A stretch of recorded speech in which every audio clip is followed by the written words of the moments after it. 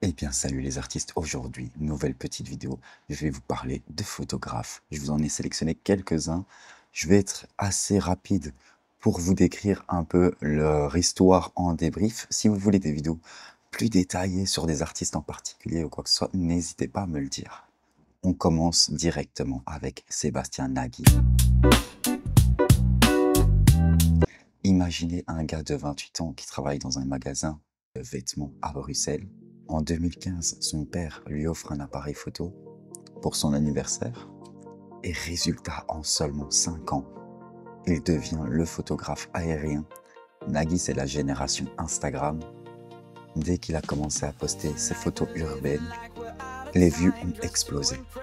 Le plus fou, il a quitté son boulot de vendeur en 2019 pour se consacrer à temps plein à la photo. Et c'était un pari à prendre. Petite anecdote, quand Sébastien Nagui photographie les pyramides de Gizeh, il doit attendre le petit moment parfait au petit matin.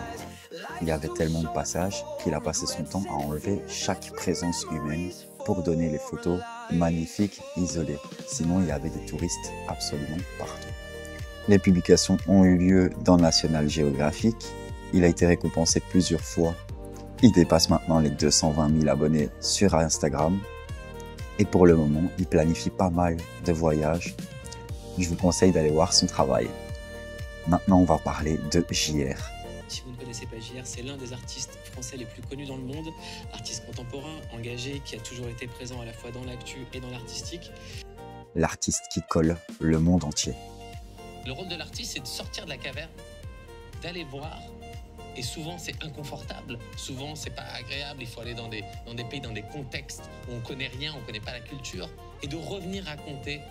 Alors là, c'est un peu plus mystérieux. On a affaire à un personnage à lunettes noires qui décore les villes. Je parle de portraits monumentaux.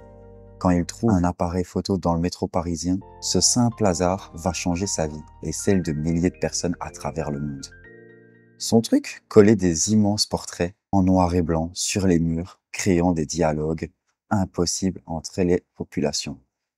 En 2008, il a fait un projet Face to Face. JR colle côte à côte des portraits d'Israéliens et de Palestiniens sur les murs de séparation.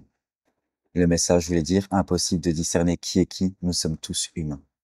Je voulais vous faire une vidéo pour Vincent Munier et là je vais vous en parler assez brièvement. Donc si ça vous intéresse, je pourrais en faire une vidéo beaucoup plus longue pour vous en parler. Vincent Munier, c'est l'homme qui est resté 30 jours seul sur une île glacée de l'Arctique, juste pour photographier les loups blancs.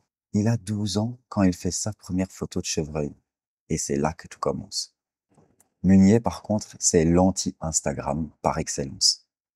Là où tout le monde veut des photos tout de suite, rapidement et tout ça, lui, il veut prendre le temps, des heures, voire des jours, pour le cliché parfait. C'est le seul photographe à gagner 3 fois d'affilée le prix du BBC pour les animaux sauvages. En 2019, il emmène l'écrivain Sylvain Tesson et le film La Panthère des Neiges décroche le César du meilleur documentaire de 2022. Vous avez dû le voir passer.